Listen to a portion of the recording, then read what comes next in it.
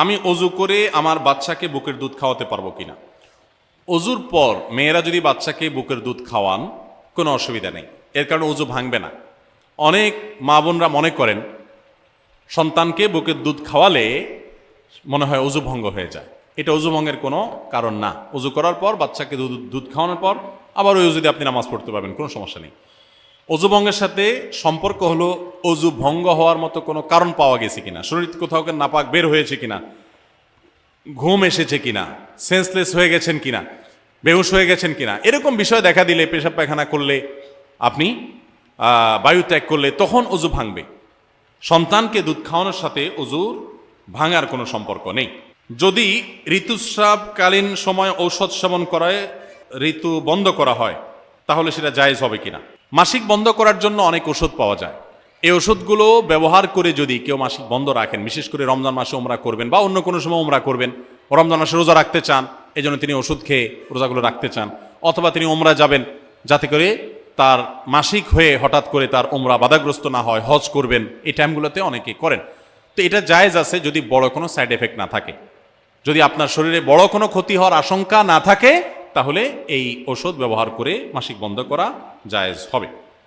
এরপরে প্রশ্ন হলো, স্বপ্নে নিজের মৃত্যু দেখলে কি হয় এবং কালিমা পড়লে কি হয়। স্বপ্নে আপনি কালিমা পড়তে দেখলে ভালো, আলহামদুলিল্লাহ। আর মৃত্যু স্বপ্নে দেখলেই মানুষ মরে যাবে, ব্যাপারটা এরকম না। স্বপ্নের ব্যাখ্যাটা খুব সূক্ষ্ম একটা বিষয়। স্বপ্নের ব্যাখ্যা সম্পর্কে জানাশোনা মানুষ আমাদের সমাজে দিন দিন হারিয়ে যাচ্ছে। একসময় অনেক ছিল, এখন সেরকম আল্লাহওয়ালা মানুষ খুব বেশি পাওয়া যায় না। তো স্বপ্নের যদি কোনো কিছু দেখার পর আপনার মধ্যে অস্থিরতা কাজ করে, পেরেশানি কাজ করে, কখনো কখনো মানুষ এমন স্বপ্ন দেখে যেটা জাস্ট পেরেশানির কাজ, যে সাইকেল চালা যাচ্ছেন, অস্থির, আপনার গাড়ি ছুটে যাচ্ছে, কোনো একটা পেরেশানি হচ্ছে, উপর থেকে পড়ে যাচ্ছেন, এগুলো নর্মালি শয়তান দেখা মানুষকে পেরেশান করার জন্য। আর যদি কোনো স্বপ্ন আপনার কাছে মনে হয় বেশ ইন্ডিকেটমূলক, বেশ আপনার এটা ইঙ্গিত করছে, ইঙ্গিতবাহী কোনো স্বপ্ন ব্যাখ্যা আছে মনে হয়, বাট আপনার মধ্যে পেরেশানি লাগছে, দেখে আপনার কাছে খারাপ লাগছে, তখন আল্লাহর কাছে পানা চাইবেন। ঘুম ভাঙলে উঠে 2 রাকাত নামাজ পড়ার কথা হাদিসে বলা আছে, প্রতীকী থুতু বাম পাশে থুতু নিক্ষেপ করার কথা বলা আছে, এবং আল্লাহর কাছে পানা চাইবেন যেন স্বপ্নের ক্ষতি থেকে আল্লাহ তাআলা রক্ষা করেন। এর বাইরে বিশেষ কোনো করণীয় নেই। আর মন্দ স্বপ্ন দেখলে সেগুলো মানুষকে বলে বাড়ানো, এটা নিষেধ আছে হাদিসে, বলবেন না যারা তার কাছে। আর যদি আপনার এমন কিছু দেখেন যেটা দেখে আপনার কাছে ভালো মনে হয়, আপনি মারা যাচ্ছেন, কালিমা পড়তেছেন, দেখা যাচ্ছে, আলহামদুলিল্লাহ ভালো, আপনি আরো ঈমান আমলের কাজ আরো বাড়াই দিবেন ইনশাআল্লাহ বিইذনিল্লাহ। ওয়াশরুমে অজু করে নামাজ পড়লে নামাজ হবে কিনা।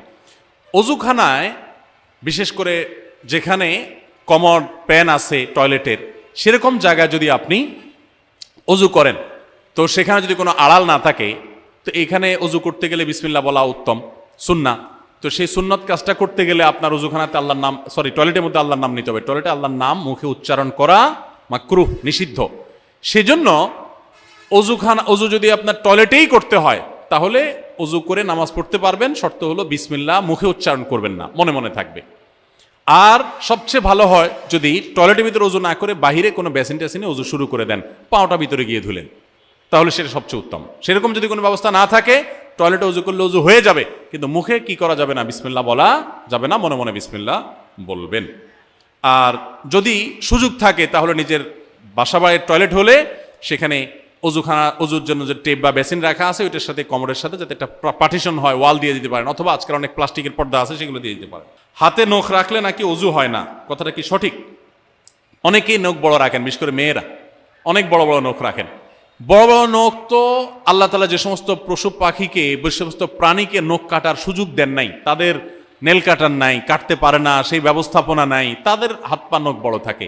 আল্লাহ মানুষকে মর্যাদা দিয়েছেন, অন্য প্রাণীর চাইতে তার কিছু বিশেষ স্বাতন্ত্র্য আছে, সেই স্বাতন্ত্র্য বজায় রাখার চেষ্টা করবে। নখ বড় রাখা এটা তো পশু পাখির কাতারে নিজেকে সামিল করার মধ্যে সামিল। এজন্য ইসলাম এটাকে অপছন্দ করে, এটা ইসলাম জায়েজ করে না। এবং যে সমস্ত বিষয়গুলো মিন সুনানিল ফিতরা, মানুষের প্রকৃতিগত সুন্নাহ, সৃষ্টিগত সুন্নাহ, সেরকম সুন্নাহগুলোর ভিতরে একটা হলো এই নখ কাটা, নখ ছোট করা। এই জন্য নখ ছোট করতে হবে, নখ বড় রাখা যাবে না। যদি হাতের নখ বড় রাখেন, এত বড় যে ওইটার ভেতরে পানি পৌঁছায় না, এবং আপনার কোনো মতে উজু করে চলে আসেন, তাহলে উজু না হওয়ার, গোসল না হওয়ার আশঙ্কা আছে। কিন্তু নখ বড় রাখলেই যে উজু হয় না, ব্যাপারটা এরকম না। নখ বড় আছে সেটা মাথায় রেখে আপনি পানি যেত নখের নিচে নখের নিচে একেবারে ভেতর অংশ তো আর পানি যাবে না, যতটুকু নর্মালি যাওয়ার কথা ততটুকু যদি পানি যেন যায়, আপনি সতর্ক থাকেন, তাহলে অজু হয়ে যাবে, গোসলও হয়ে যাবে। তবে এরকম নখ রাখাটা ইসলামী শরিয়ার দৃষ্টিকোণ থেকে অনুচিত কাজ, অনুত্তম কাজ। এই সমস্ত নখের নিচে ময়লা জমে, অনেক কিছু আপনার জীবাণু ইত্যাদি থাকতে পারে, এগুলো আমরা আমাদের খাবারের সাথে পেটের ভিতরে যেতে পারে, আমাদের জন্য স্বাস্থ্যের জন্য ক্ষতিকর হতে পারে। ইসলামের চাইতে বড় স্মার্টনেস আর কিচ্ছুতে নেই। এই বড় বড় নখ রাখলে আমরা মনে করি খুব বেশি আধুনিক, খুব স্মার্ট, খুব ইউ টাইপের, সবচেয়ে নোংরা, সবচেয়ে খবিশ মার্কা মানুষ এটা। খবিশ মার্কা মানুষ না হলে এই নখের নিচে সে কিভাবে পরিষ্কার করে? এখানে তো ব্রাশ করারও সুযোগ নেই, তাহলে এই ময়লা সহকারে সে খাবার দাবার গ্রহণ করে, কোনো পরিচ্ছন্ন মানুষের কাজ হতে পারে না। হাতে মেহেদি দিলে নামাজ হবে কিনা? হাতে যদি মেহেদি দেন মা বোনরা, তাহলে সেক্ষেত্রে নামাজের কোনো অসুবিধা হবে না, বরং মেয়েদের জন্য হাতে মেহেদি দেওয়া সুন্নাহ, ভালো। নবী করিম সাল্লাল্লাহু আলাইহি সাল্লাম কোন এক নারী কিছু একটা দিয়েছেন পর্দার আড়াল থেকে হাত দিয়ে বা কোনোভাবে, তো নবী সাল্লাল্লাহু আলাইহি সাল্লাম মহিলাদের ওদিক থেকে দেওয়া হয়েছে কিন্তু হাতে মেহেদি নাই, এটা দেখে তিনি আশ্চর্য হয়েছেন যে কোনো পুরুষ নাকি সেখানে, মানে পুরুষের হাতটা আসলো কোত্থেকে? তখন বলা হলো না, মহিলাদের হাত। তখন নবী সাল্লাল্লাহু আলাইহি সাল্লাম আশ্চর্য হয়েছেন। এই হাদিস থেকে বোঝা যায় মেয়েরা হাতে মেহেদি দেওয়া সুন্নাহ। অনেক মেয়েরা হাতে মেহেদি দেওয়াটাকে তারা মনে করেন শৌখিনতা, বিলাসিতা। তাদের এই সাজগোজকে ইসলাম পছন্দ করে, প্রশংসা করবে, বিশেষ করে বিবাহিত নারীরা তো বটেই। বিধায় মেহেদি ব্যবহার করলে অজু হবে, কোনো অসুবিধা নাই, নামাজও হবে। এমনকি আর্টিফিশিয়াল মেহেদি যেগুলো বাজারে পাওয়া যায়, টিউব মেহেদি বলা হয়, এগুলো দিলেও অজু হবে। এগুলো দেওয়ার ফলে অনেকে মনে করেন অজু হবে না, কারণ এগুলো দেওয়ার ফলে অনেক সময় এই মেহেদিগুলো খসে খসে পড়ে, চামড়া খসে পড়ার মতো। তো এটা আসলে চামড়া খসে পড়া না, এটা চামড়ার উপর আলাদা কোনো আবরণ বা স্তর সৃষ্টি করে না, বরং এক ধরনের কেমিক্যাল থাকে অ্যাসিডের মতো, এটার কারণে চামড়ার উপরে সূক্ষ্ম লেয়ারটা যেখানে বেশি মেডিসিন পড়ে সেখানে একটু খসে পড়ে। এর কারণে আলাদা লেয়ার যেহেতু হয় না, অতএব এগুলো দিলে অজু হবে, নামাজও হবে। মেহেদি ব্যবহার করতে পারেন, কোনো অসুবিধা নেই। এবং মেহেদি চুলেও ব্যবহার করা যায়, পায়ে চাইলে পায়েও মেহেদি ব্যবহার করা যায়। অনেকে বলে না, যেই মেহেদি দাড়িতে চুলে ব্যবহার করা হয়েছে, নবী সাল্লাল্লাহু আলাইহি সাল্লামের সুন্নাহ যেটি, আপনার দাড়ি চুলকে সাদা হয়ে গেলে সেটাকে অন্য কালারে, মেহেদির কালার ইত্যাদিতে পরিবর্তন করার নির্দেশ তিনি করেছেন, তাহলে সেটা কিভাবে আমরা পায়ে দিতে পারি? অনেকে বলেন এটা একেবারে অযৌক্তিক কথা, এবং শরীয়ত কোথাও এটা নিষেধ করে না যে পায়ে মেহেদি দেওয়া যাবে না, পায়েও মেহেদি দিতে পারেন। এবং যারা মনে করেন যে দাড়িতে চুলে ব্যবহার করে যে জিনিস, সেই জিনিস পায়ে দেওয়া যায় না, তো তেলও তো দাড়িতে চুলে মানুষ ব্যবহার করে, তো তেল পায়ে দেন কিভাবে?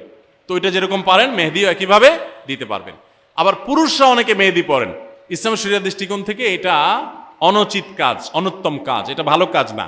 এটা মেয়েদের জন্য আল্লাহ তাআলা রেখেছেন, তারা সাজগোজ গ্রহণ করবে। দেখেন কিছু জিনিস আছে মেয়েদের জন্য স্পেশাল, এগুলো ছেলেরা টানাটানি করতে যাবে না। ছেলে মানুষ, আপনি মেহেদি হাতে দিতে যাবেন না, আপনার মেয়ে, আপনার স্ত্রী, তাদেরকে মেহেদি হাতে দেওয়াবেন। আমাদের দেশে অনেক ছেলেরা আছে এই কাম করে। এখন কিয়ামত যত নিকটবর্তী হচ্ছে, ছেলেদেরটা মেয়েরা, মেয়েদেরটা ছেলেরা ধারণ করা শুরু করেছে। ছেলেদের জন্য, মেয়েদের জন্য নির্দেশ করা হয়েছে তারা ওড়না পরবে। এখনো আজকাল বাজারে যে সমস্ত পাওয়া যায় মেয়েদের, অনেক জামার সাথে ওড়না পাওয়া যায় না, ওড়না মেয়েরা পড়তে চায় না, বরং পাঞ্জাবির সাথে এখন ছেলেদের একটা ওড়না দেওয়া হয়, আছে না নাই? তো এগুলো কিয়ামতের লক্ষণ। শয়তান নারী পুরুষের মধ্যে এ ধরনের অস্থিরতা তৈরি করবে, এটা কিয়ামতের আলামতের মধ্যে থেকে একটি বিধায়। এগুলোর উপর আমাদের সাবধান থাকতে হবে। মগ বা বালতির ভেতরে হাত ঢুকিয়ে দিয়ে অজু করা যাবে কিনা? মগ বা বালতিতে হাত ঢুকায় দিয়ে কোষ করে পানি নিয়ে অজু করতে পারবেন, তবে তার আগে অবশ্যই আপনার দুই হাতের কবজি 3 বার ভালো করে ধুয়ে নেবেন, এটা সুন্নাহ।